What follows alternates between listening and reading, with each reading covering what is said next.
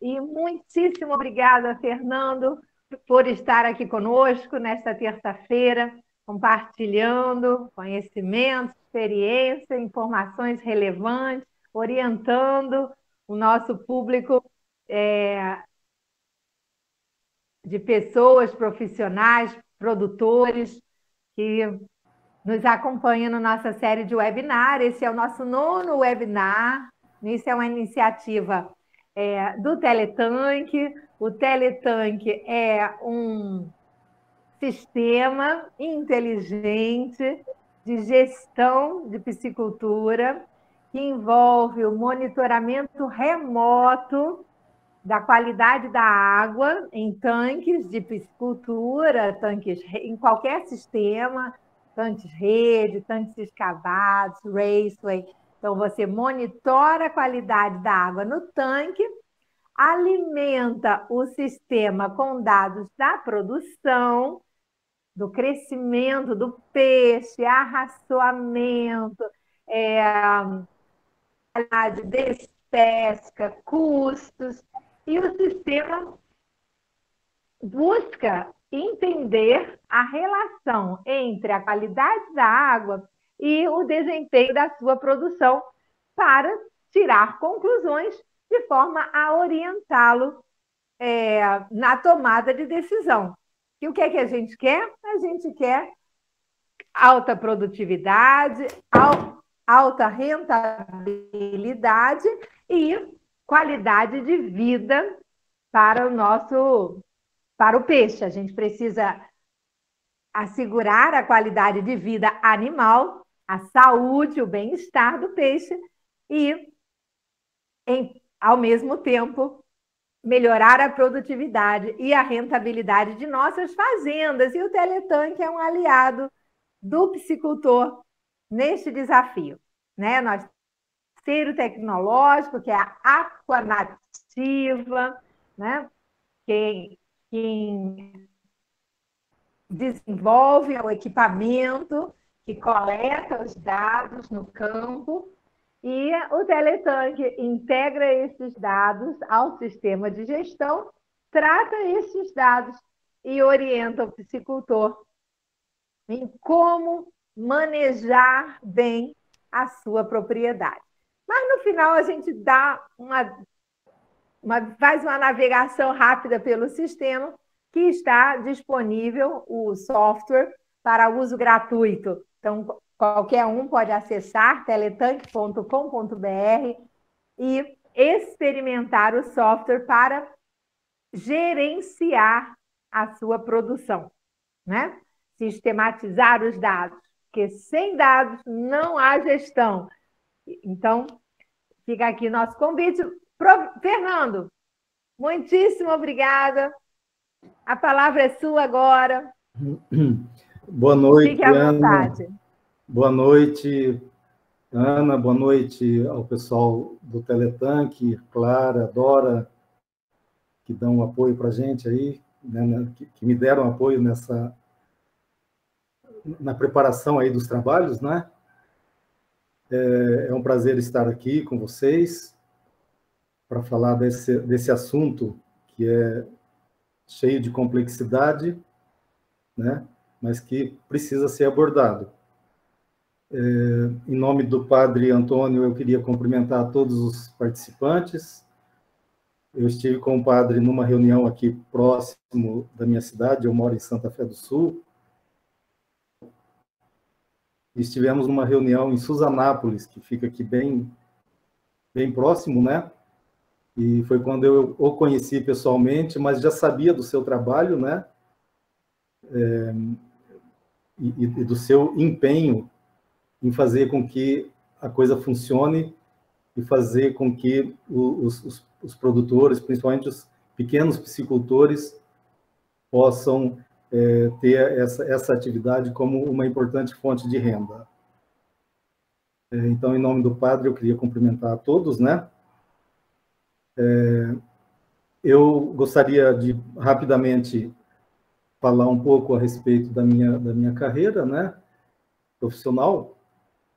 Eu sou engenheiro agrônomo, tenho especialização em gestão ambiental sou extensionista rural, né, da CAT-CDRS, que é o órgão de assistência técnica e extensão rural aqui do estado de São Paulo, e tem o foco de atuação em piscicultura.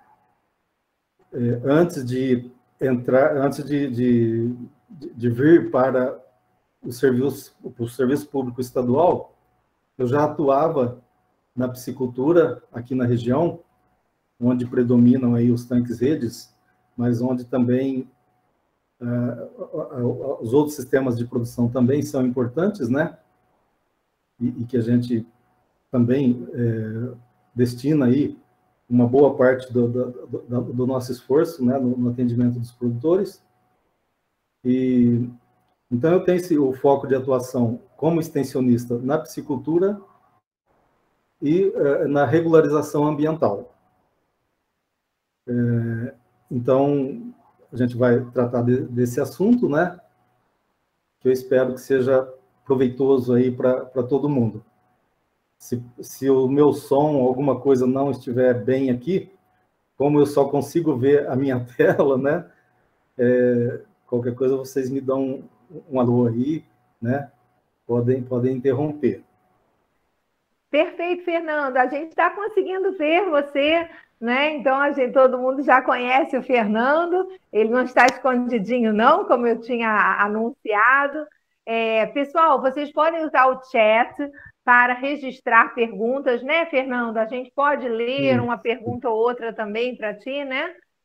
Pode ser, perfeito. Muito bom. Não, que bom que vocês estão me vendo, então não fica uma coisa assim muito longe, né? Esse sistema aí de comunicação à distância ainda é um pouco assim estranha para mim, né? Mas eu acho que não é muito diferente de muita gente. Mas aos poucos a gente vai se acostumando, né? E com certeza é uma importante ferramenta, né, de comunicação, de interação com outras regiões. E esse evento é uma prova disso, né? A gente está aí em comunicação com pessoas de vários estados aí, né? Então o fato de ser essa comunicação à distância facilita nesse aspecto aí de poder estar vivenciando a experiência de outras regiões também, né? Bom, vamos então ao assunto, né, que nos trouxe aqui, que é a regularização e licenciamento ambiental de empreendimentos aquícolas, onde a gente percebe aqui na prática, no dia a dia, que as pessoas, às vezes, fazem aí uma confusão, né, entre os termos que são utilizados aí, licença ambiental, outorga, autorização, registro, né? Então, para ficar assim um pouco mais claro, né, seria bom a gente definir o que significa cada um desses termos, né? A licença ambiental é permissão do órgão ambiental para a exploração de uma atividade, né? Então, ele vai ver a questão de uma forma ampla, né, de todos os recursos naturais, a qualidade de vida dos animais, como a Ana Brito disse agora há pouco, mas também das pessoas que estão ali próximos desse empreendimento, né? Então, o órgão ambiental vai analisar todos esses aspectos para poder liberar a chamada licença ambiental. E ela é feita pelos órgãos ambientais do Estado, né? Aqui no nosso caso, no Estado de São Paulo, quem faz é a CETESB. A outorga é aquele documento ou aquela permissão que diz respeito aos recursos hídricos, né? A água e os seus usos múltiplos. Então, a ANA, que é a Agência Nacional de Águas, responsável pela emissão de outorgas a nível federal, ou daí aqui no Estado de São Paulo, Departamento de Águas e Energia, dependendo de qual é o domínio da água. Então, eles vão emitir a outorga que vai dizer que esse empreendimento que ele não vai atrapalhar os outros usos, né, dessa água, desse local. Isso seria a outorga. e as autorizações, né, que são necessárias também, que é emitida pelo titular, ou vamos dizer, pelo dono do local, né? Então, se a gente estiver trabalhando com águas da União, nós vamos precisar de autorização da União para utilizar essa água. Se a gente estiver trabalhando numa propriedade privada, né, o proprietário, se ele não for o dono do empreendimento, o proprietário vai ter que dar autorização para poder trabalhar, para poder instalar um empreendimento naquele local. Em algumas situações, é necessário que seja feita a vistoria da Marinha, né, para verificar se não existe alguma restrição à navegação naquele local ou nas bordas, né, desse local, desse reservatório.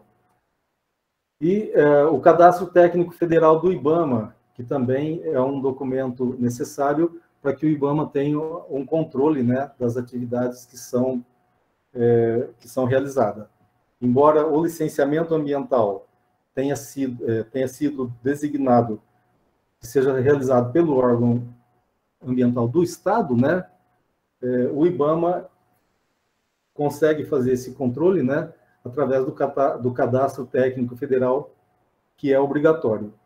E o Registro Geral de Aquicultor, ou RGP, né, ou a licença de aquicultor, que é onde o governo federal consegue, então, acompanhar ou monitorar, né, a situação da cadeia produtiva, a situação da atividade de aquicultura, né, em termos de produção, em termos de ocupação de área, essa coisa toda, né? Então, isso é feito através do Registro Geral de Aquicultor.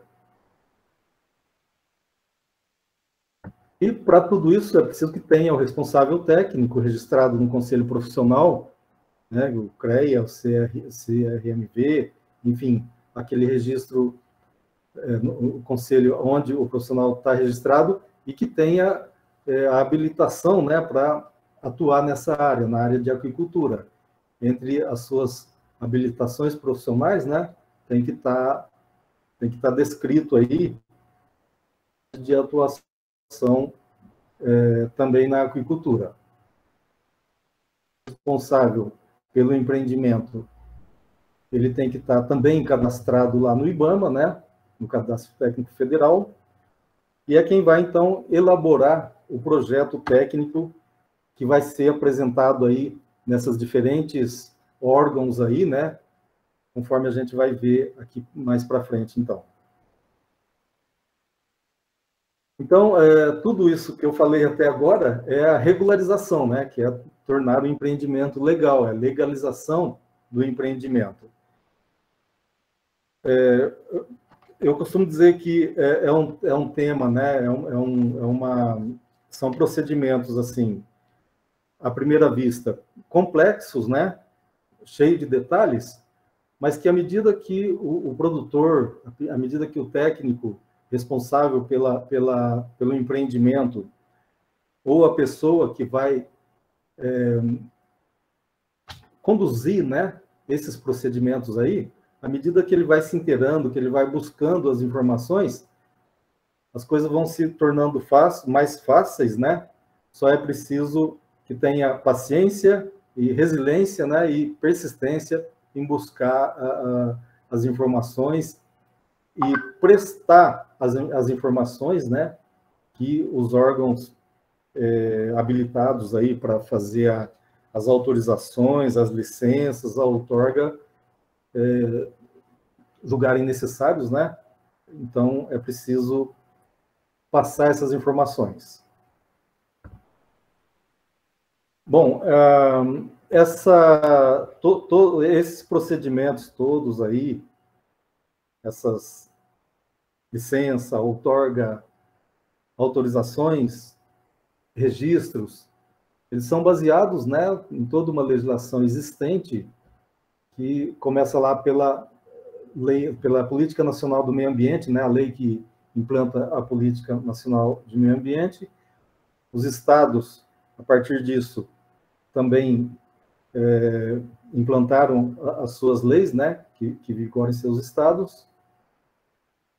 E a legislação de recursos hídricos, né?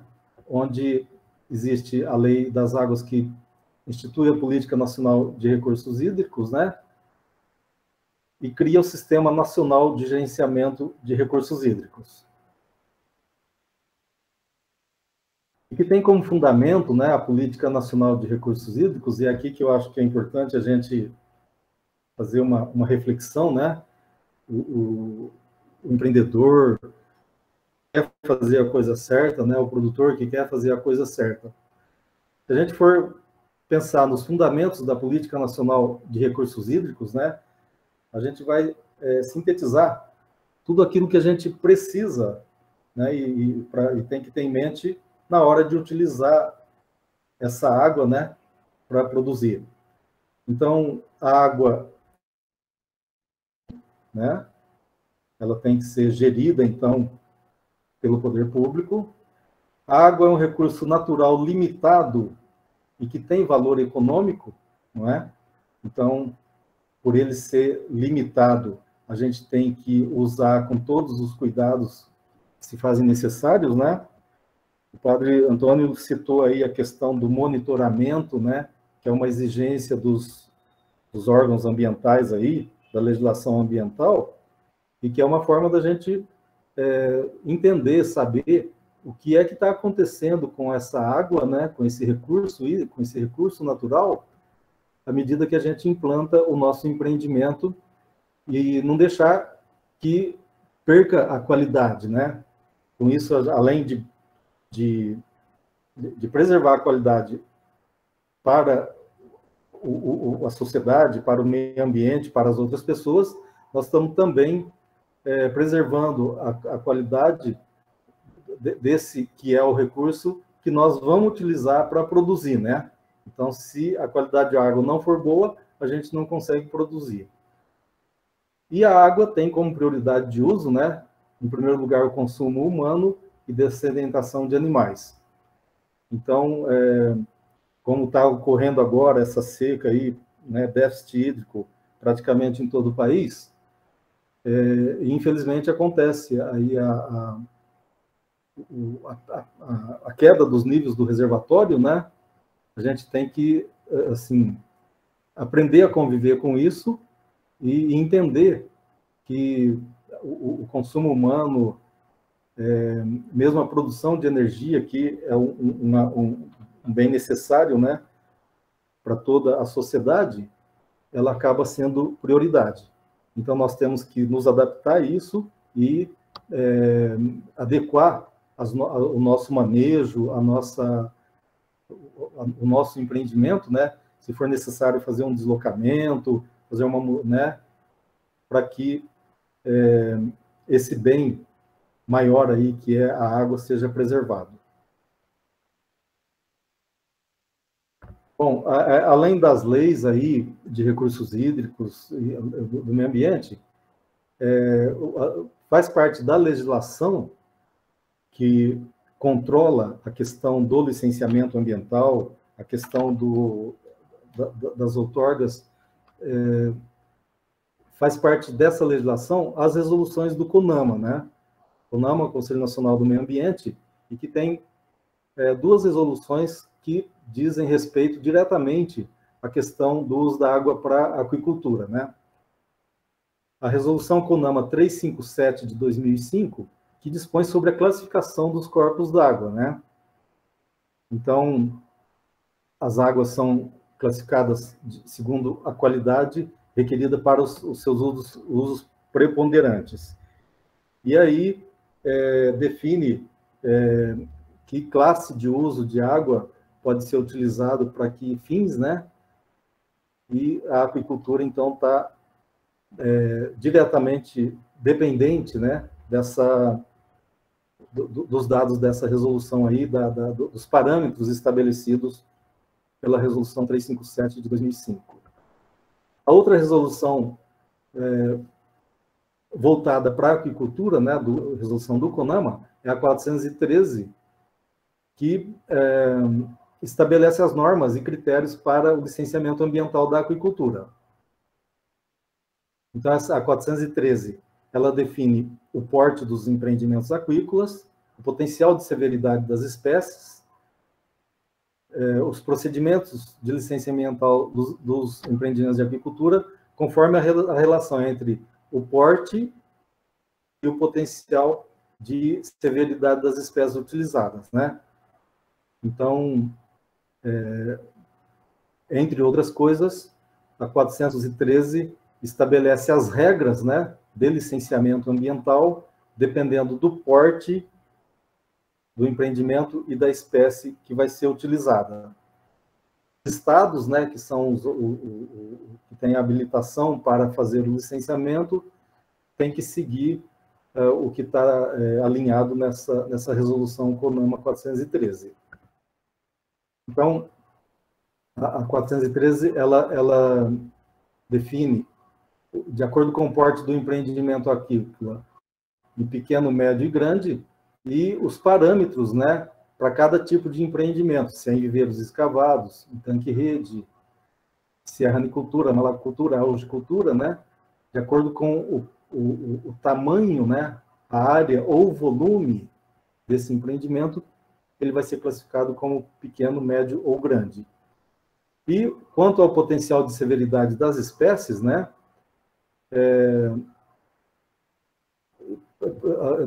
a 413 separa, né, entre nativas e alóctones ou exóticas, né, carnívoras, não carnívoras, autróficas, né, ou não, e o sistema de cultivo, né, extensivo, semi-intensivo e intensivo. E a partir dessa combinação aí, a 413 define o potencial de severidade da espécie, que pode ser baixo, médio ou alto, né? E aí, com base, então, nessas duas análises aí, o porte do empreendimento e o potencial da severidade das espécies, são as exigências que o órgão ambiental vai fazer no momento de analisar o pedido de licenciamento ambiental. E aí, combinando, então, o potencial de impacto ambiental com o porte do empreendimento, tem lá as várias alternativas lá, né, para classificar esse empreendimento. Muito bem. Feitas aí essas definições eu mencionei rapidamente aí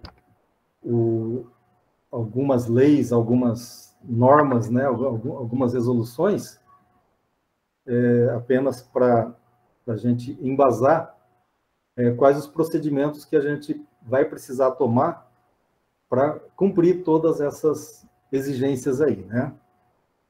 Então, veja bem, se a gente, o nosso empreendimento, se ele estiver em águas da União, o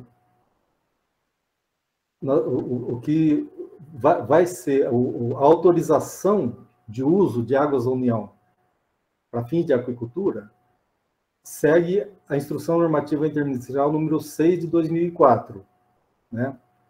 Onde estabelece lá, né, todo o procedimento, como que o interessado, né, e o seu responsável técnico tem que fazer, o que ele precisa apresentar, mostrar, né, as informações para poder pleitear, né, esse uso. Então, inicia-se um processo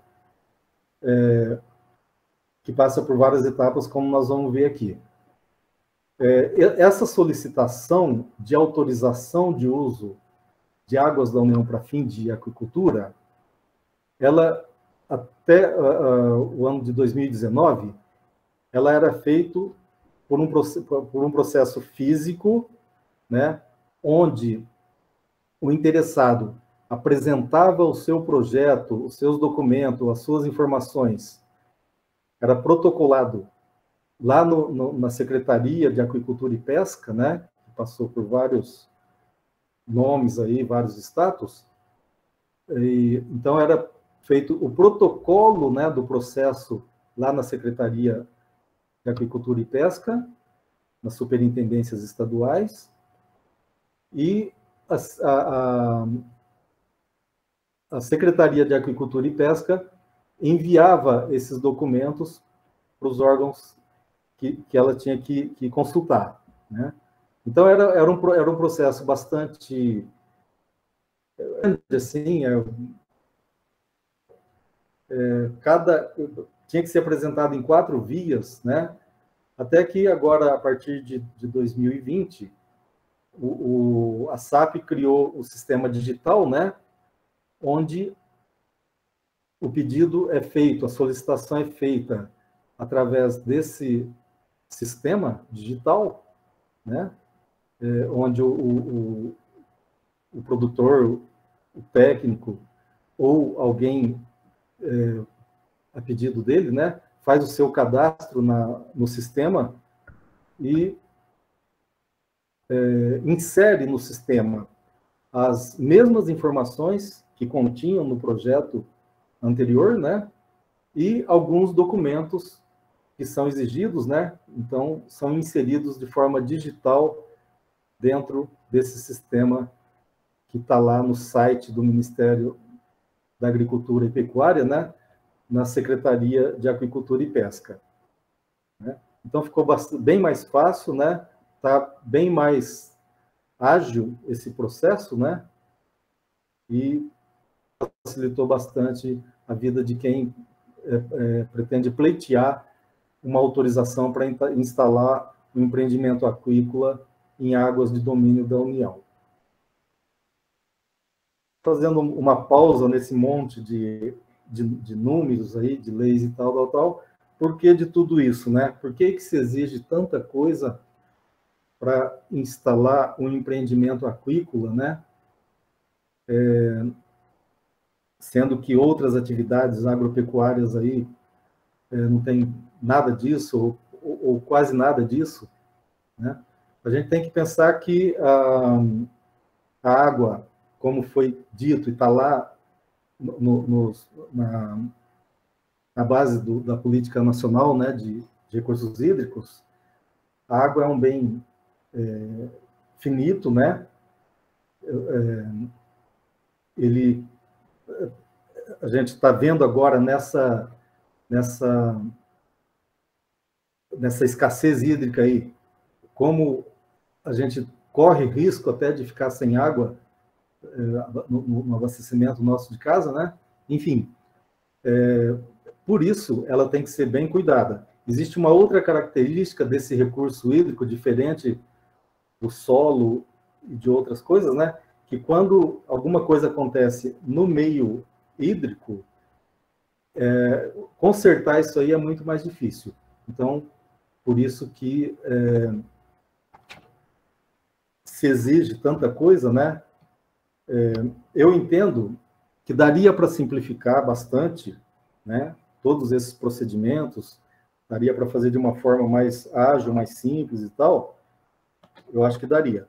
Mas, de alguma forma, é preciso ter esse controle, né?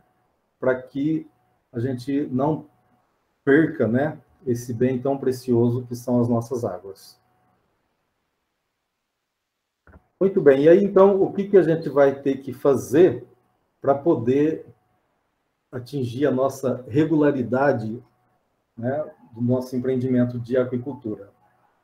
Primeira coisa, a gente tem que verificar a titularidade daquele local do empreendimento, né? Quem manda naquele local, é o domínio de quem? Então, é de águas da União, é de águas estaduais, é um empreendimento em propriedade privada, né? Então, é uma informação que a gente precisa ter para poder dar continuidade, tanto do local do empreendimento quanto da fonte de água, né? De onde a gente vai pegar essa água que vai abastecer o nosso empreendimento. O sistema de produção que nós vamos utilizar, né? Se tanques, redes ou gaiolas, se vai ser barramentos, né? Ou tanques, que a gente chama aquelas estruturas, né, revestidas, que pode ser de superfície ou suspenso, né? Ou viveiros revestidos, enfim. E os viveiros escavados, né? Que são estruturas construídas direto no solo, né? Na terra, e que aí o viveiro escavado, por definição, seria sem revestimento. Sistema de produção, se a gente quer uma coisa extensiva, semi-intensiva ou intensiva, né? E quer dizer, o que a gente pretende desse empreendimento? É uma coisa mais para passar tempo, lazer, ou coisa do tipo, ou a gente está fazendo uma coisa com interesse comercial, né? Para ter uma renda aí. Então, o que a gente pretende fazer? Qual o objetivo da produção? Se nós vamos fazer engorda, alevinagem, se é recria, vamos produzir isca viva, peixes ornamentais, ou se vamos produzir outros organismos aquáticos, né? Rãs, algas, enfim. Qual é o objetivo do nosso empreendimento? Vai ter lançamento de efluentes ou não, né? Se nós vamos fazer uma recirculação, se for o caso aí de tanques, de viveiros escavados, né? São definições que a gente precisa ter para poder planejar o nosso empreendimento. E que espécies nós vamos cultivar, né? Ou quais espécies? Se nós vamos trabalhar com as espécies nativas, né? Que são aquelas de ocorrência natural na bacia hidrográfica onde a gente pretende trabalhar. Se é uma espécie exótica trazida de outro país e que aí precisa de autorizações especiais, precisa de que essa espécie esteja autorizada, né?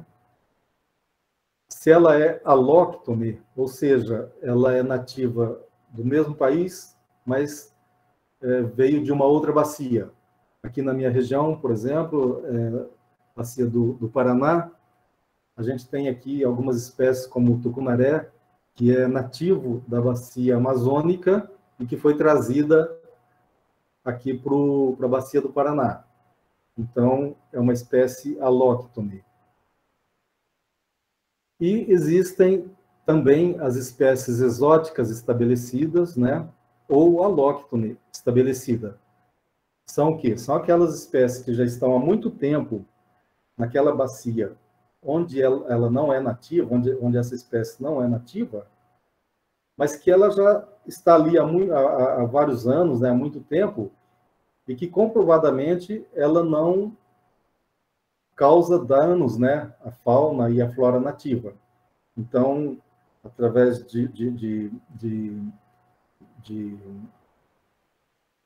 experimentações aí, de estudos, né, científicos, né, que possam demonstrar, então, que essa espécie exótica já existente nessa bacia, que ela vai ser considerada estabelecida a partir do momento em que ela não traz dano, principalmente à ictiofauna, né, dessa bacia onde ela se estabeleceu. Então, com base, tendo definido esses itens aí, né, é que a gente, então, vai iniciar o nosso... Só para ilustrar aí, tanques EDES, a gente tem trabalhado aqui na região com tanques de 3x3, 4x4, 6x6, e alguns empreendimentos com tanques maiores, né, de 20 por 20 metros quadrados, 20 metros por 20, né? Então, são tanques de grandes volumes. Aí existem os casos de tanques-redes instalados em represas rurais, né?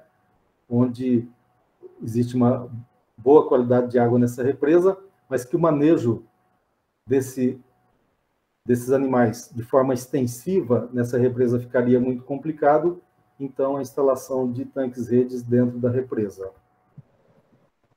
Os viveiros escavados, né, que são diretamente no solo, os tanques revestidos, ou com alvenaria, ou com algum outro tipo de impermeabilização, e os tanques aí suspensos, né, geralmente com lonas aí de PVC ou algum material semelhante.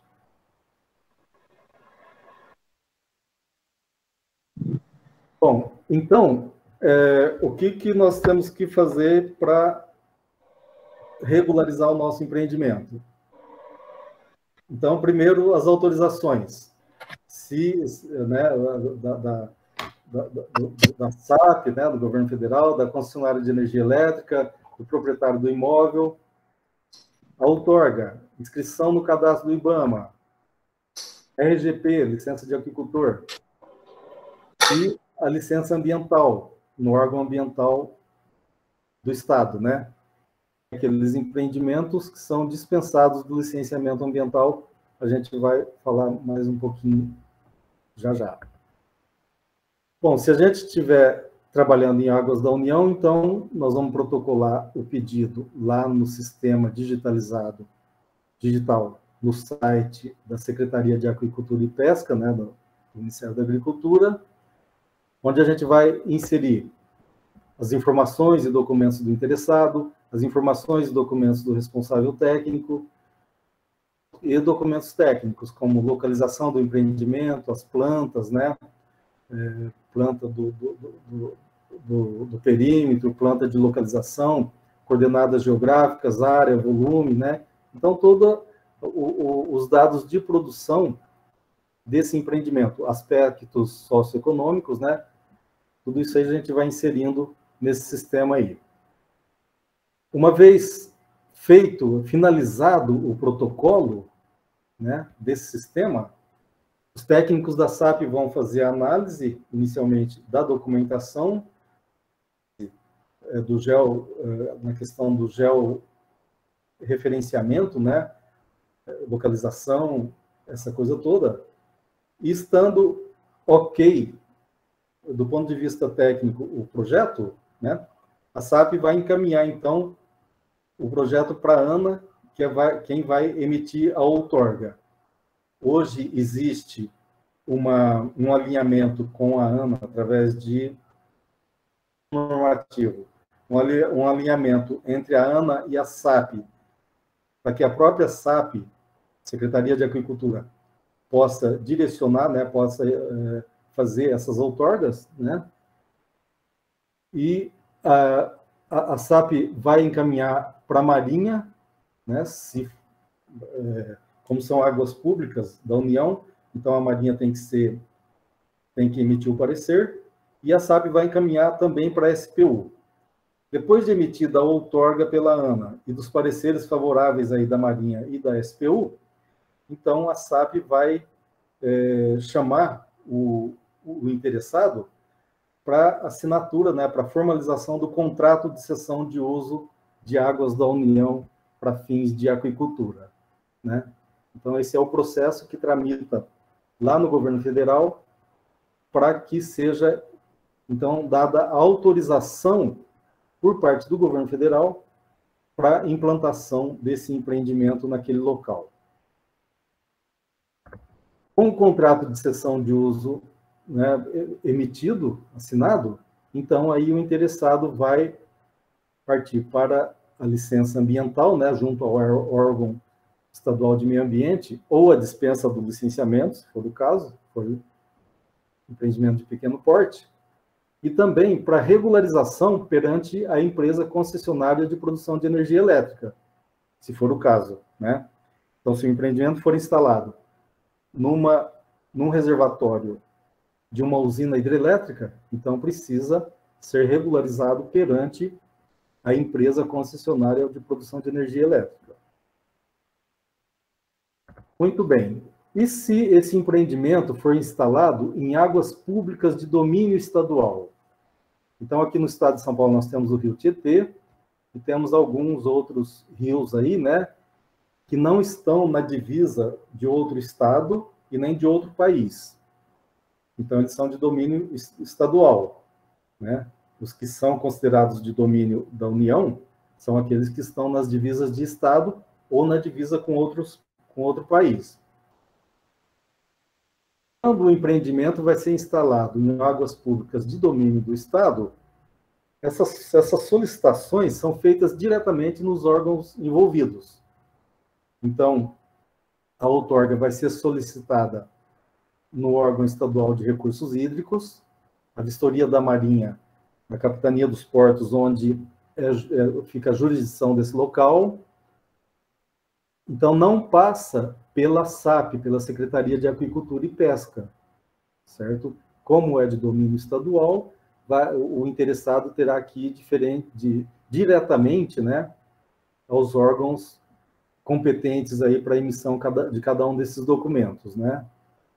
E a mesma coisa, esse empreendedor, ele vai ter que obter a regularização junto à concessionária de energia elétrica, se for o caso, e a licença ambiental ou a dispensa do licenciamento junto ao órgão estadual do meio ambiente. Aqui no estado de São Paulo, quem faz o licenciamento ambiental é a CETESB.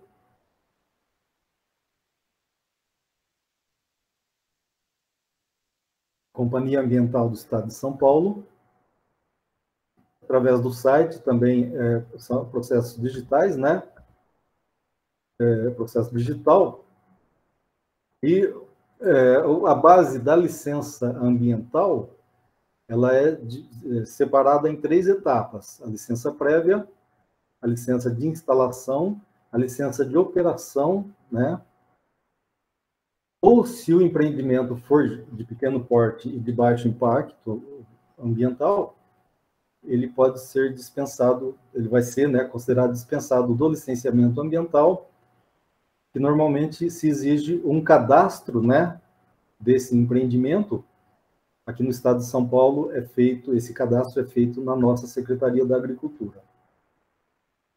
Essas licenças todas, elas têm prazo, né, de validade, né, de operação ou a dispensa de licenciamento.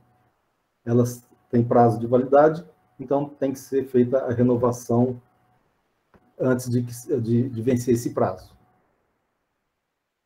Aqui no estado de São Paulo, as taxas de análise, né, a serem pagas pela CETESB,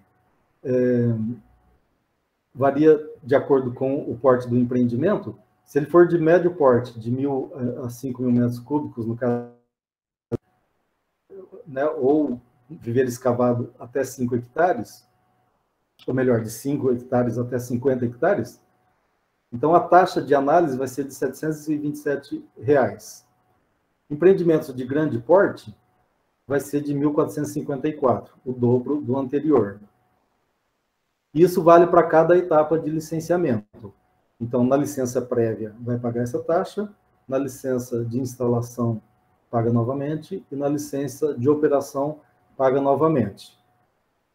Os empreendimentos de aquicultura de médio porte aqui no estado de São Paulo, eles passam por apenas 2 fases. A licença prévia e instalação é um processo só, né? Então, a taxa é 2 vezes esse valor aqui, né? Vai ser pago em 2 etapas. E, além dessas taxas para análise da licença ambiental do empreendimento, ainda se for, né, como praticamente em todos os casos, vai ter um acesso pela APP, né? Então, é preciso obter autorização para intervenção em APP, onde a taxa de análise fica em R$ 436. Os empreendimentos dispensados de licenciamento ambiental, eles são cadastrados gratuitamente, né, no site da Secretaria da Agricultura, então não vai ter nenhum custo para ser feito esse cadastro que a gente chama de declaração de conformidade. A declaração de conformidade, ela foi criada em 2016, através desse decreto aqui, né? E o que é considerado de pequeno porte e dispensado de licenciamento? Superior a 1.000 metros cúbicos para tanque e redes, ou para tanques investidos, né? Menos de 1.000 metros cúbicos, e viveiros escavados até 5 hectares. Isso vale para aquelas espécies que estão de espécies autorizadas, que são as nativas e aquelas estabelecidas, né, consideradas estabelecidas. Então, é feita quando é dispensado do licenciamento ambiental, o produtor basta emitir, né, pedir para que seja emitida a declaração de conformidade da atividade aquícola. Essa declaração, então, também é feito preenchendo um requerimento no site da CAT, né? E depois o pessoal da Casa da Agricultura é quem vai validar essa declaração feita pelo produtor. Bom, quanto custa para fazer tudo isso, né? É uma pergunta que a gente, pelo menos, dá uma indicação, né? Um valor, assim, não existe, né, uma tabela, não existe nada disso, mas uma indicação.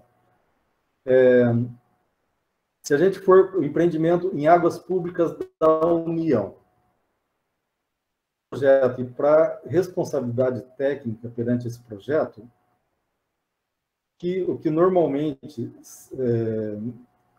os técnicos têm trabalhado, né, para fazer a solicitação de autorização lá no site do Ministério, valores de 6 a 12 mil reais. Para a solicitação das licenças ambientais, né, no órgão ambiental do Estado, de 3 a 6 mil reais. E a autorização da concessionária, né, a regularização perante a concessionária de energia elétrica, também de 3 a 6 mil reais. Isso aqui vai depender do porte, da localização, do grau de dificuldade para juntar todas as informações necessárias, né? Então, o técnico é que vai, assim, estabelecer esses valores aí, né, e combinar com o interessado. Se for em águas públicas de domínio do Estado, então não tem a obrigatoriedade ou com a Secretaria de Agricultura e Pesca. Então não tem que fazer aquela solicitação lá na secretaria. Mas só que, por outro lado, tem que apresentar o projeto com todo o detalhamento técnico e responsabilização técnica perante a Marinha, né? E perante o órgão estadual que emite as outorgas. Então, se a gente juntar aqui os dois valores, acaba dando o mesmo valor, como se fosse águas de domínio da União. De São Paulo, esse custo aqui de outorga para tanque-rede, porque o órgão aqui, que é o DAE, ele apenas emite uma certidão, né, um documento, dizendo que esse empreendimento de tanque-rede não está no rol ali das atividades, né, para emissão de outorga. Então, já vai direto para a solicitação da licença ambiental no órgão ambiental, que é a CETESB, né? E cada estado tem o seu órgão ambiental específico.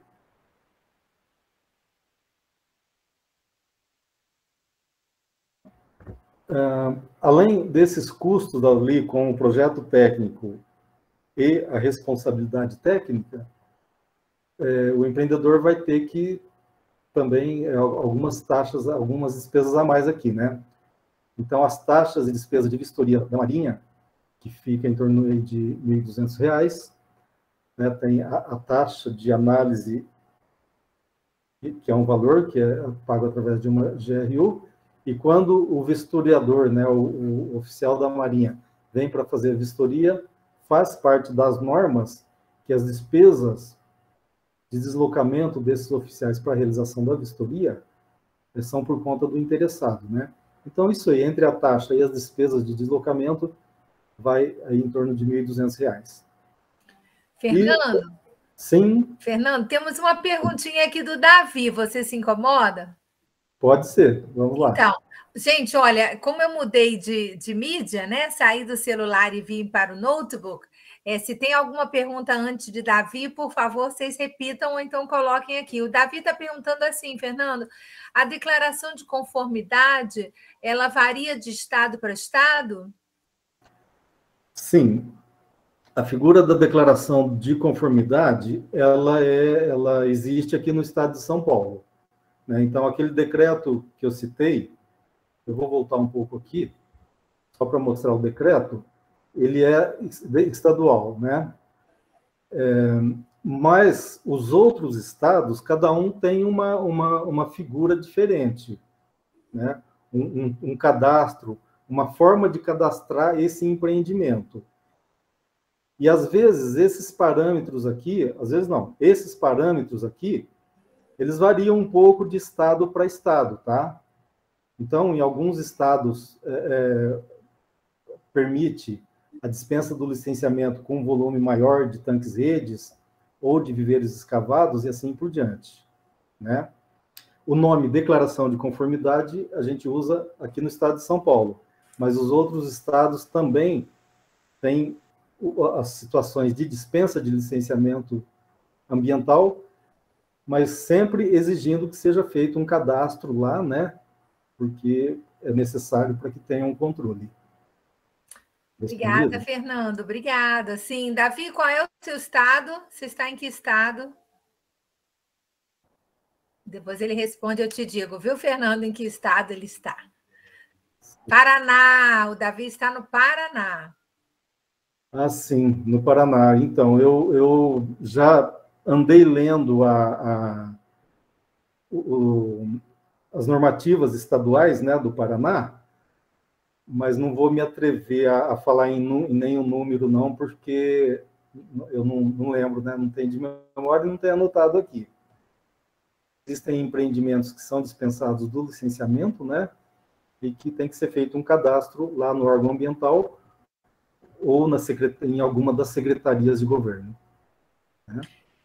Obrigada, Fernando. Então, para quem é pequeno, existe essa possibilidade, né? Existe esse limite, né, para o qual é necessário a burocracia, digamos assim, é um pouco mais leve, né? Então, é importante que vocês busquem essa informação, cada uma no seu estado, né? Antes de criarem, né, aquela impressão de uma burocracia muito pesada. Obrigada. Então, Fernando, vamos lá. Vamos lá. Então, a gente já está até partindo aqui para a finalização. Então, eu totalizei aqui esses custos, né, pegando ali de menor ao maior, aí em torno de 14.600, né, 15 mil reais a 30 mil reais para fazer toda a regularização do empreendimento. Lá que isso aqui não são números, não é uma tabela, né? Existem casos e casos, né? Eu acrescentaria aqui, por exemplo, em alguns locais, aqui no estado de São Paulo, em alguns locais, devido a existência de eutrofização da água, né? Então, o órgão ambiental exige uma análise prévia da água feita por laboratório acreditado pelo Inmetro, né? Então, essa análise da água com acreditação acaba sendo um gasto bem significativo aí nesse processo, né? Mas isso são alguns casos específicos. Mas o que eu quero dizer é que esses números aí pode variar. E dependendo do empreendimento, se for um empreendimento de porte muito grande, às vezes com esses valores aí o técnico não vai conseguir trabalhar pelo nível de complexidade que ele... Ou dependendo da situação também, se for uma coisa mais simples, não chega até esses valores. Seria só para ter assim, uma base média de quanto é que se gastaria nesse processo. Né? Isso que eu falei até agora se aplicaria mais para produção em tanques-redes, né? Nos outros sistemas de produção e em área particular, em área privada, né, são menos exigências, mas mesmo assim precisa do projeto e da responsabilidade técnica para solicitação de outorga e para solicitação das licenças ambientais. Então, normalmente, para a outorga, vai ficar aí de 2 a 4 mil reais e a licença ambiental de 3 a 6. As taxas do órgão ambiental também aí de R$ 1.400 a R$ 4.800. Opa. Então, veja bem,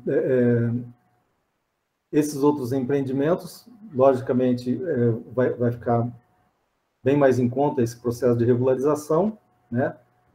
E eu acrescentaria aqui que, no caso dos empreendimentos dispensados de licenciamento ambiental, se forem águas de domínio da União, ele vai precisar daquele projeto lá, daquela solicitação, daquele contrato de cessão de uso. Então, precisa seguir aquele roteiro lá no site da Secretaria de Agricultura e Pesca. Se essa água for reservatório de usina hidrelétrica, mesmo sendo de pequeno porte, ele vai precisar da regularização, né, perante a concessionária de energia elétrica. Mas, com certeza, esse empreendimento de pequeno porte vai ficar num custo de regularização bem menor do que isso que a gente mostrou até agora aqui, né? Bom, eu, assim, acho que teria muitas outras coisas para falar dentro desse tema, mas eu tentei pensar aquilo que assim, que bate mais de frente, que a gente encontra mais no dia a dia aí, né? E que as pessoas acabam tendo mais dificuldade para resolver, né? Fernando, tem aqui uma pergunta, né, de Deraldo.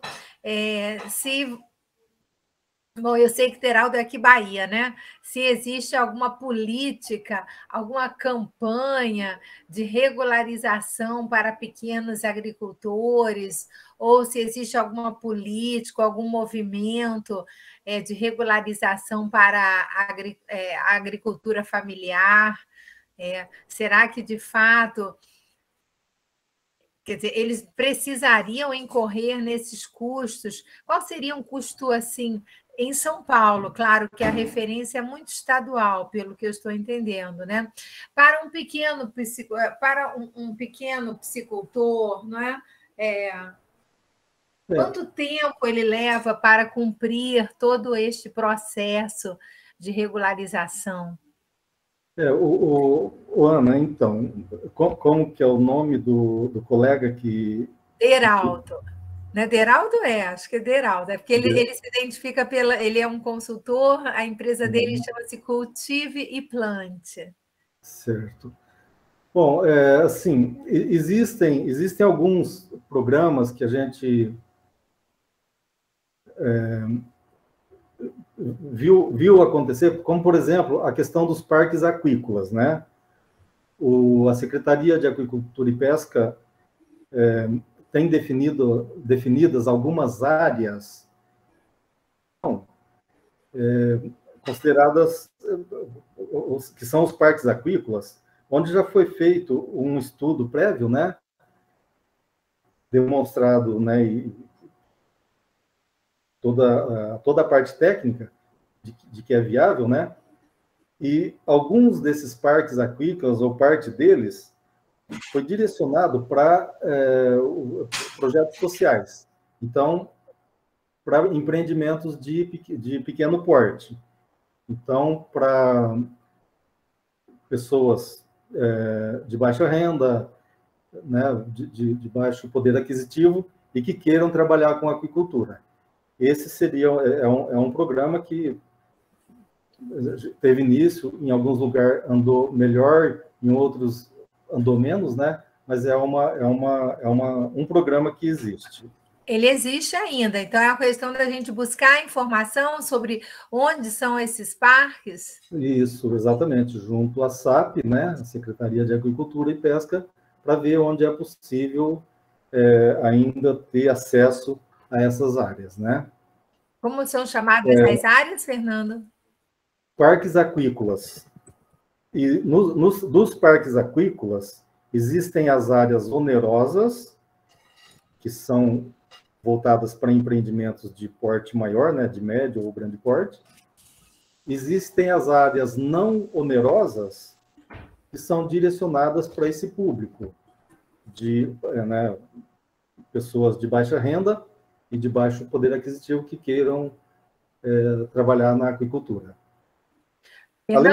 Desculpe. Não, é que, além disso, o que eu vejo como viável para o pequeno piscicultor, para o pequeno aquicultor, é uma coisa que a gente bate muito, mas não tem como fugir. A organização dessas pessoas em associações, né? Eu tenho aqui alguns casos onde foi feito a regularização ambiental em nome de uma associação. E aí com vários associados, e cada um deles tem a sua independência financeira, produtiva e tal, né? Então, o empreendimento... Só que, para isso, esses empreendimentos têm que estar próximos um do outro, né? Não dá para ser um empreendimento aqui e o outro lá a 5 quilômetros de distância. Eles têm que estar próximos ali. Mas é uma coisa também que tem funcionado, que é a regularização através desse grupo organizado, né? É uma opção. E assim, esse trabalho de negociação aí com os gestores públicos aí, né? No sentido de facilitar a vida do pequeno produtor, como, por exemplo, aqui no estado de São Paulo, a declaração de conformidade, né? Facilitou bastante. Ele não tem que fazer o licenciamento, o procedimento normal, que gera custo, gera passivo ambiental, gera uma série de coisas, sendo que o empreendimento dele é pequenininho ali, localizado, e que não vai causar nenhum dano, né, de muito baixo impacto ambiental, né?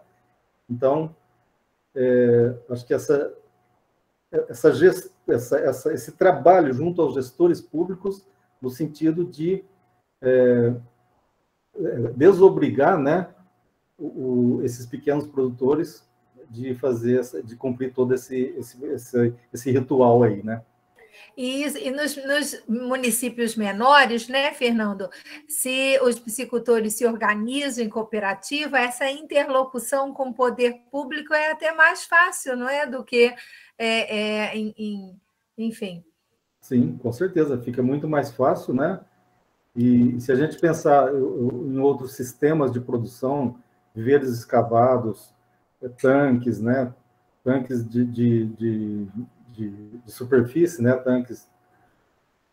Então, fica bem mais fácil essa interlocução com os gestores públicos. Isso. Ó, tem uma pergunta interessante, hein, Fernando? Olha só, é do Stalon Costa. Gente, olha, ele já tem uma produção de 30 tanques em águas da União. Quando ele regularizar, ele tem interesse em regularizar, né? Para seguir com acesso melhor e também a venda dos produtos no mercado. Quando ele regularizar, ele terá que pagar retroativo. Como é isso? Aí eu aproveito e já jogo uma outra pergunta em cima do comentário do Padre Antônio.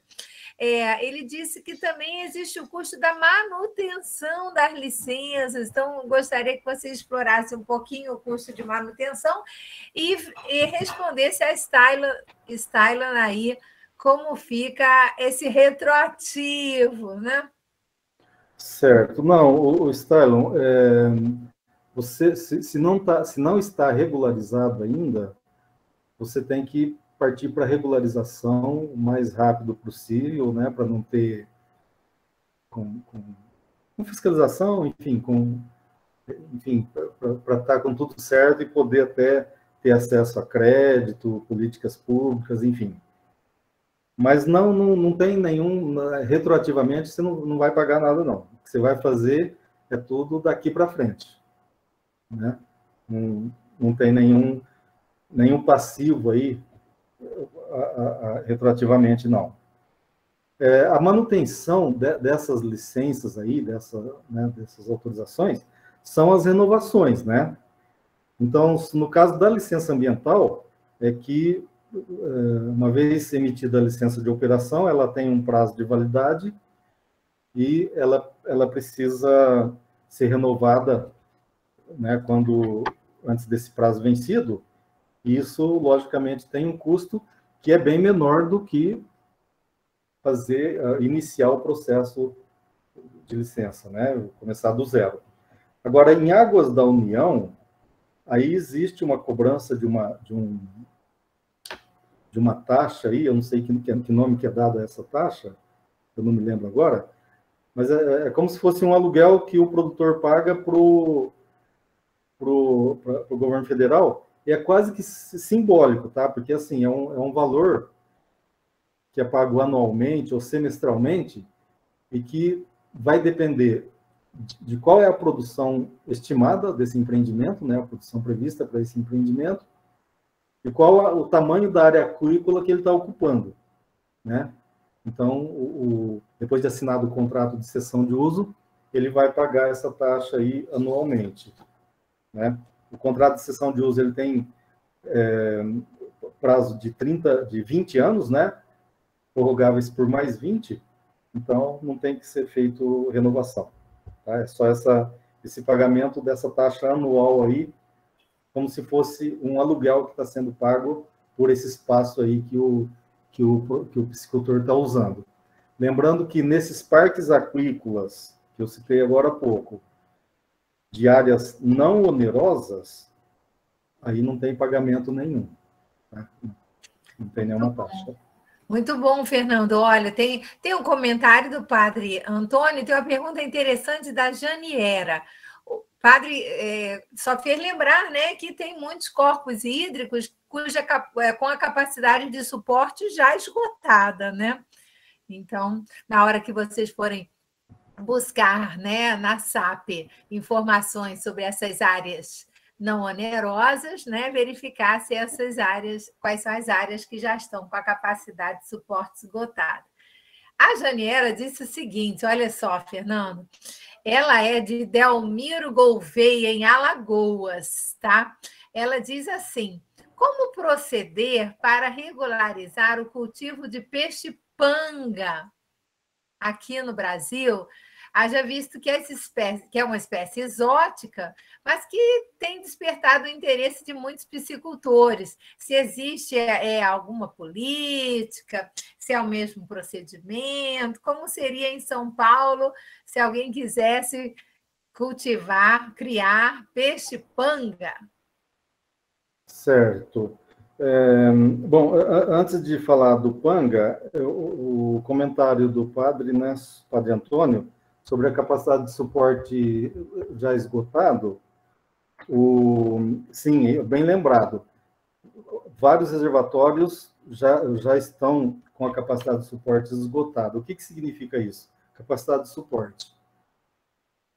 A ANA, né, a Agência Nacional de Águas, faz um cálculo de quanto aquele reservatório pode produzir, né, sem prejudicar os outros usos hídricos desse reservatório, né? E estabelece lá um limite. Então, esse reservatório pode produzir 100 mil toneladas ano.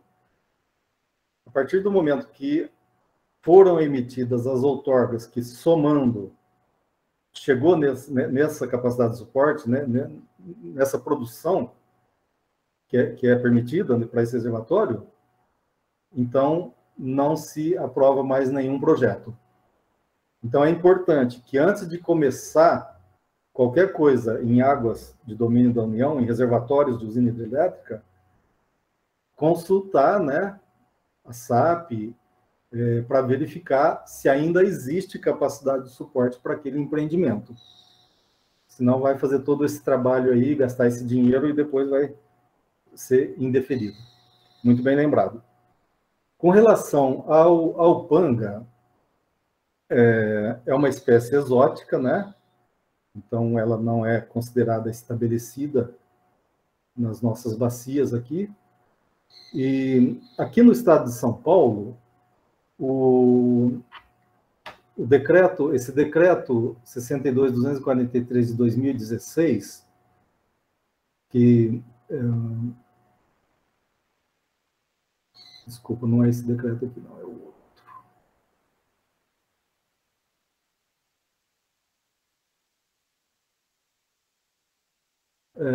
Então,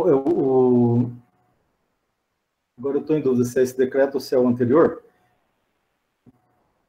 Define que qualquer espécie aquícola, para ser cultivada aqui no estado, ele tem que estar na lista, ele tem que constar de uma lista de órgão oficial que autorize que diga que essa espécie pode ser produzida em que sistema de produção.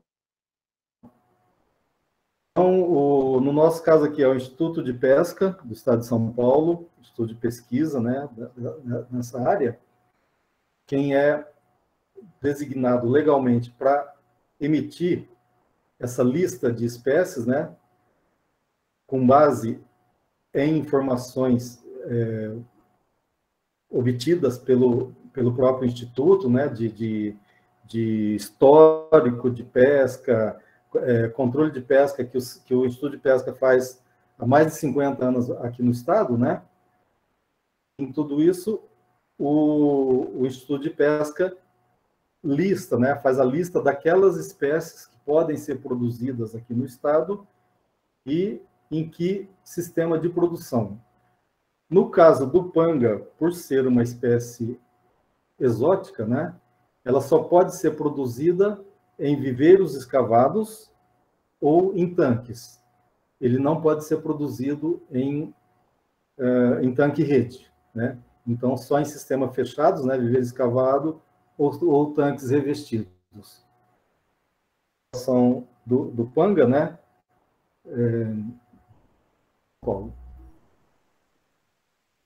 Ótimo, viu, Janiera? Se você está pretendendo criar panga, é bom dar uma olhadinha aí na legislação de Alagoas, mas deve ser alinhado aí com esse procedimento que Fernando disse, né? Tanques escavados. Uma informação para a Janiera, né, é que existe, e é bastante atuante, a Associação Brasileira de Criadores de Pangáceos, e que tem assim, todas as informações estado por estado, né? E que tem dados, né? Tem condições de discutir essas questões, essa liberação ou não, de cada estado. Então, seria interessante fazer um contato com o pessoal da Associação de Criadores de Panga, né? Interessante. Olha que dica bacana aí, Janiera. Para melhorar essas informações. Muito bom, gente. Alguém tem mais alguma pergunta? Já são 8h23. Últimos momentos aqui com o Fernando. Já vou agradecendo, Fernando, por essa aula, né, maravilhosa, que nos orienta, né, essa orientação sobre os passos, né, da regularização da atividade aquícola em águas da União, em águas do Estado, né? Saímos daqui com uma visão bem consolidada, né? Bem ampla, né? Da rota a ser traçada. O Davi comentou aqui, olha, no caso do EIA, do Estudo de Impacto Ambiental e do RIMA, do Relatório de Impacto Ambiental, em qual momento lá no estado de São Paulo em qual momento é necessário apresentar o estudo de impacto e o relatório para obter as licenças?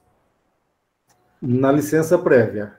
Então, para empreendimentos de médio porte ou grande porte, onde tem que ser feita a licença pelo procedimento normal, né?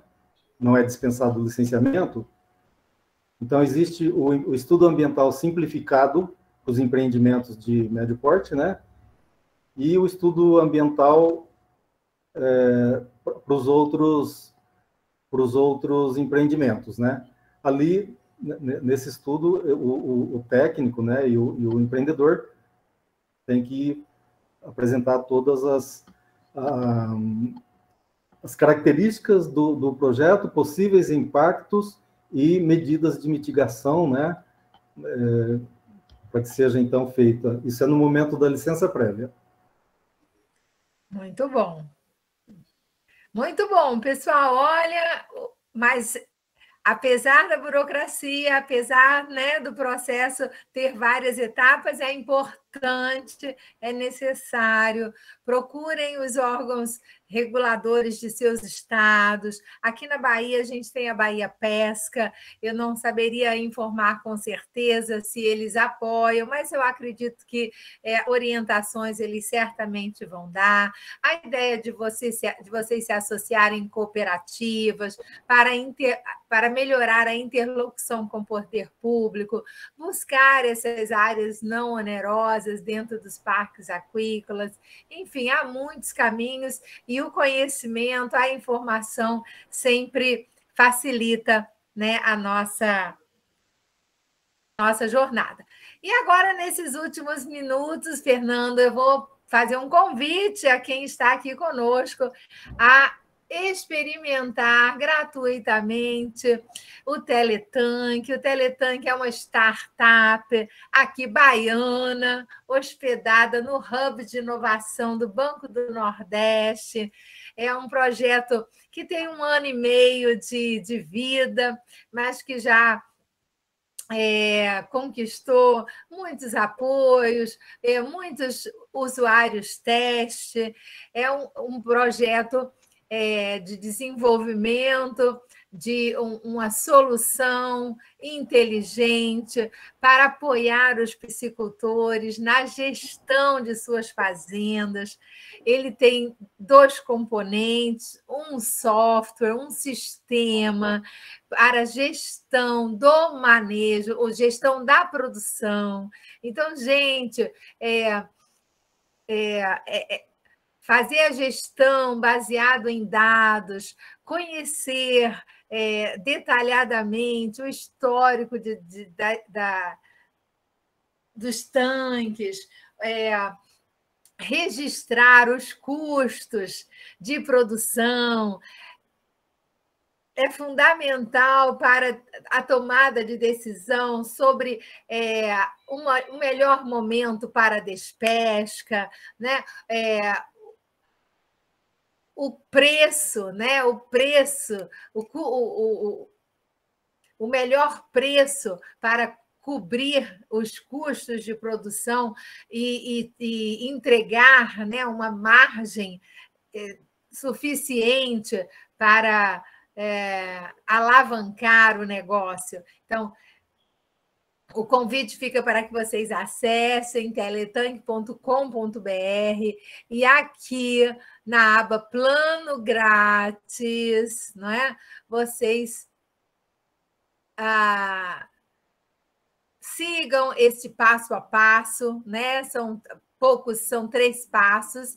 É interessante ler a política de privacidade, né, para conhecer o que é feito com seus dados, né? Os dados são preservados seguindo a Lei Geral de Proteção de Dados, né?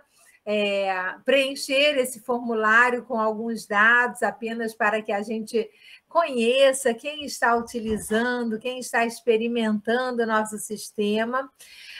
Checar no e-mail, né, a nossa resposta e iniciar o seu cadastro direto no site, né?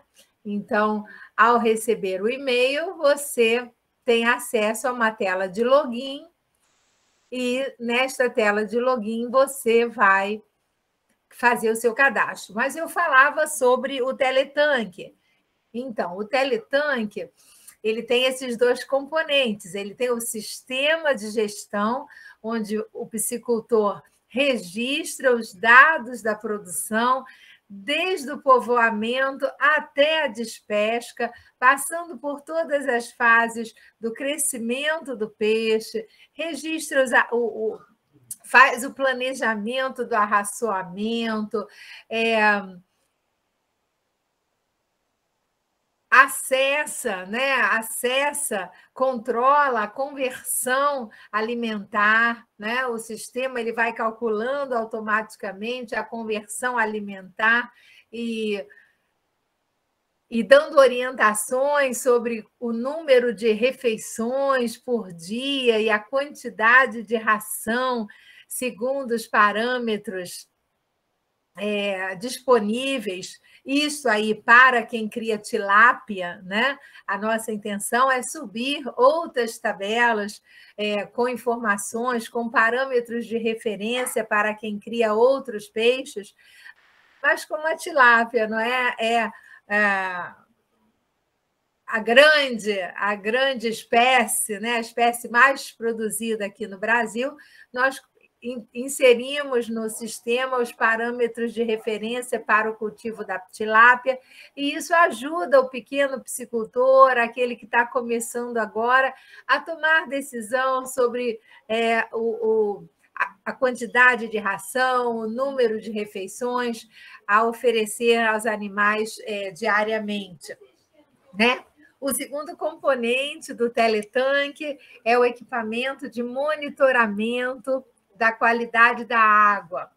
Esse equipamento é de um parceiro tecnológico, a Aquanativa, podem dar um Google, não é? É um fornecedor de tecnologia para o agronegócio já com patente no Brasil, com histórico, com a reputação muito positiva.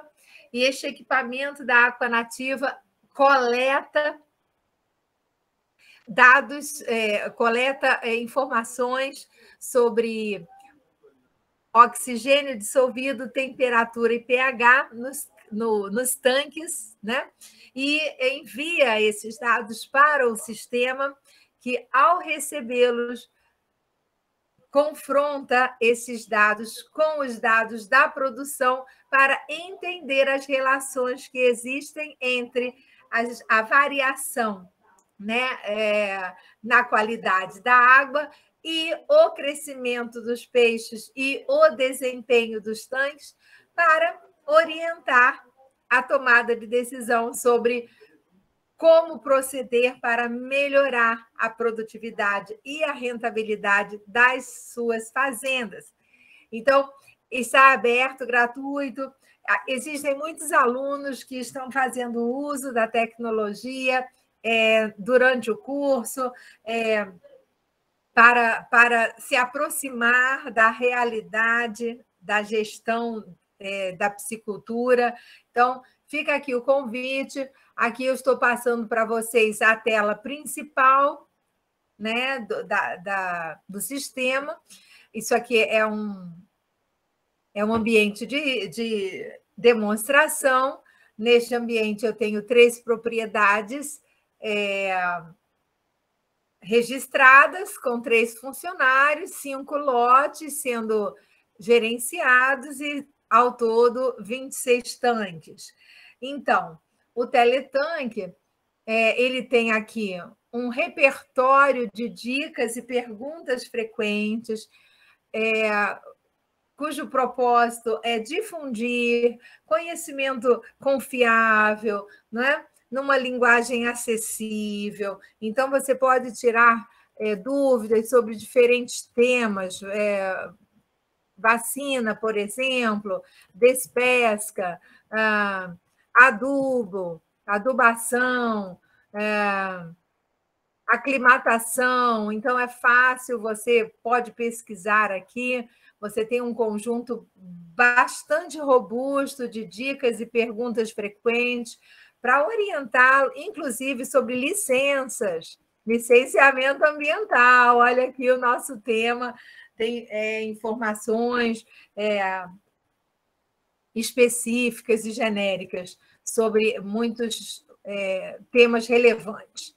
Além disso, aqui entrando, você tem um manual de uso na forma de um texto, mas lá no nosso site você também tem um vídeo tutorial que te explica como utilizar o sistema. O sistema é muito amigável, mas é interessante você passar os olhos pelo tutorial, assistir o vídeo para poder tirar o máximo valor possível dessa tecnologia, né?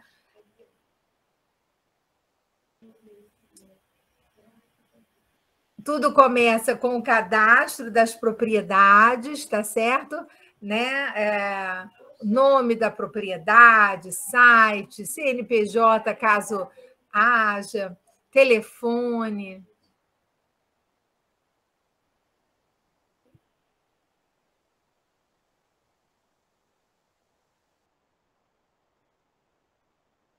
Sim, desculpem.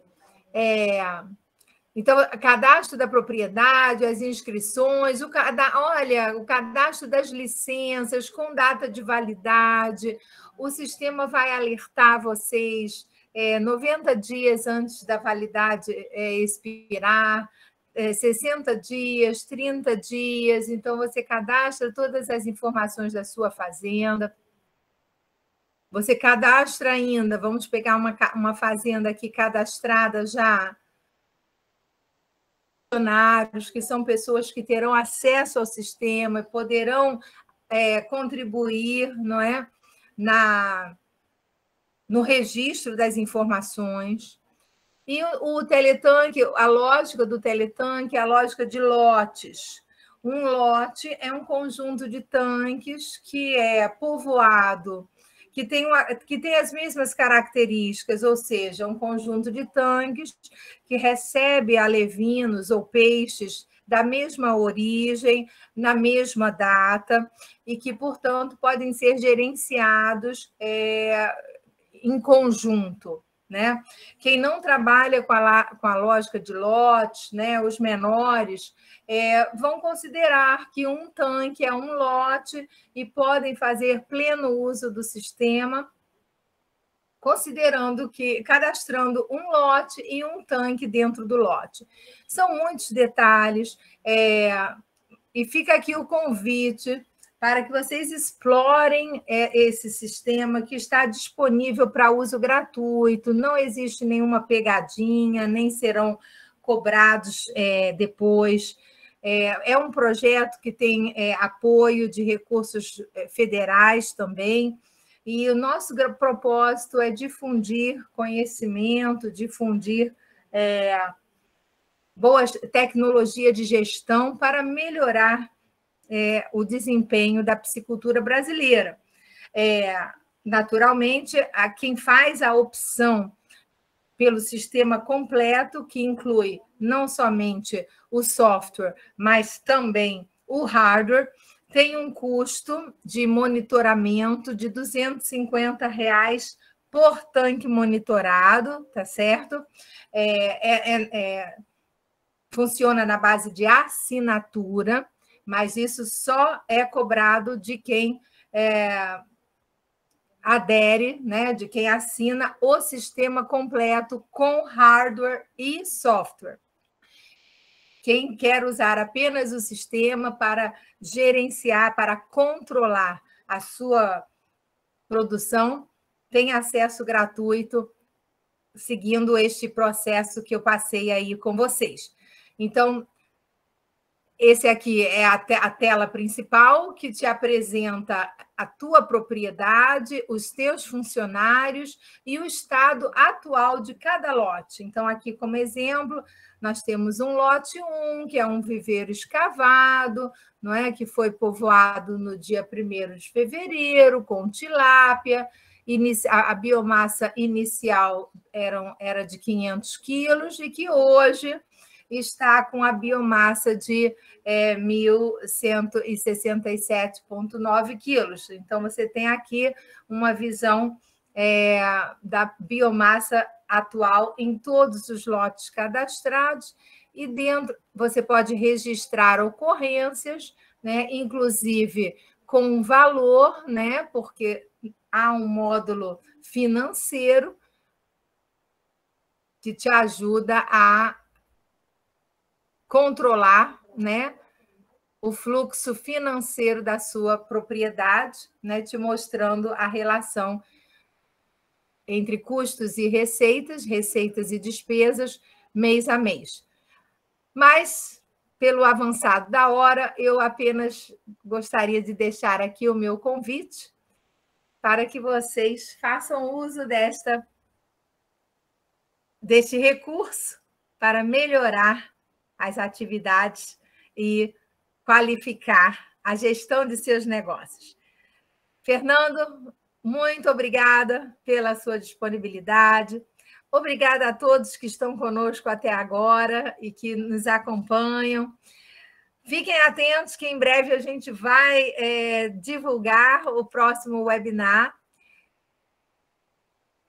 Caso queiram sugerir temas ou mesmo palestrantes, fiquem à vontade. Nós temos uma comunidade lá no Telegram, Teletank, está aberta a todo mundo.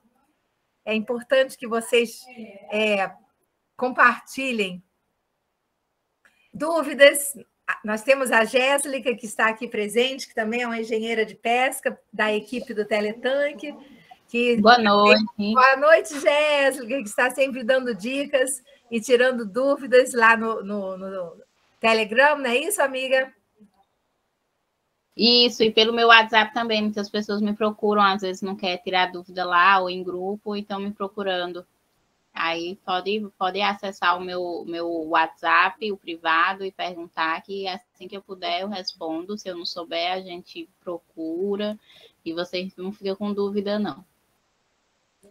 Obrigada, Jéssica, obrigada. E uma boa notícia, a Jéssica vai estar representando o Teletank no evento nacional do Sebrae, né, que é o Startup Summit, que acontece agora em outubro, lá em Florianópolis. Então, ela vai lá representar o Teletank, apresentar o Teletank aos participantes. É um grande evento de startups coordenado, organizado pelo Sebrae. Estamos muito orgulhosos e espero que a gente encontre alguns de vocês lá em Florianópolis. Procurei o Não encontrou? Não encontrou? Aqui, olha, teletank.com.br. Vai lá, teletank.com.br, você vai encontrar o nosso site, plano grátis, preenche o formulário, tem acesso e comece a gerenciar sua atividade usando um sistema digital que certamente vai te orientar e te apresentar oportunidades de melhoria. Pessoal, vamos ficando por aqui hoje. Espero que tenha sido enriquecedor para vocês, para mim também foi. Eu não sou psicultora ainda, né? Minha área é gestão da inovação, mas estou ficando muito encantada com tudo isto e espero ter contribuído para a melhoria dos seus negócios. Fernando, quer fazer uma última palavra? Sim, Ana, obrigado aí pela oportunidade de estar falando com vocês, tá? Parabéns pelo trabalho que vocês estão desenvolvendo aí. Extremamente importante essa questão da gestão do negócio, né? Do negócio aquícola aqui. Nós aqui na Secretaria, a gente tem procurado trabalhar em cima disso e a gente tem buscado os caminhos, porque também não é fácil, né? A gestão também não é fácil. Então, parabéns para vocês, tá? E estou à disposição aí, tá? Principalmente na área de regularização, estou à disposição, tá?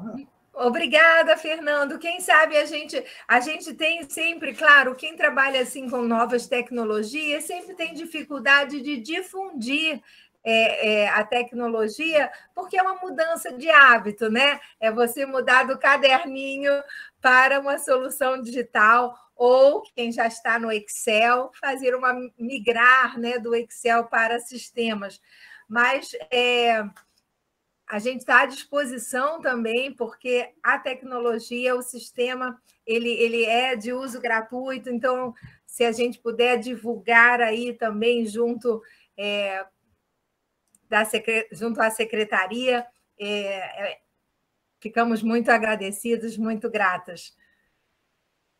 Perfeito, muito obrigado mesmo. Eu vou entrar no sistema e vou começar a trabalhar ali, viu?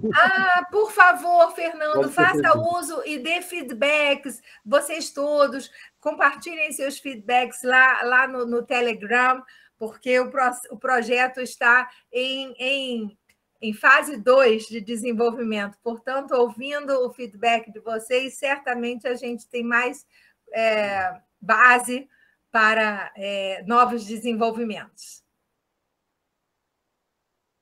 Obrigada, Edmilson. Já divulguei nos grupos de aquicultores. Obrigada, obrigada. É assim mesmo que as coisas acontecem, né? É na rede. Gente, a todos muito sucesso, sucesso nas suas atividades, aos estudantes, aos profissionais, a todos que estiveram conosco.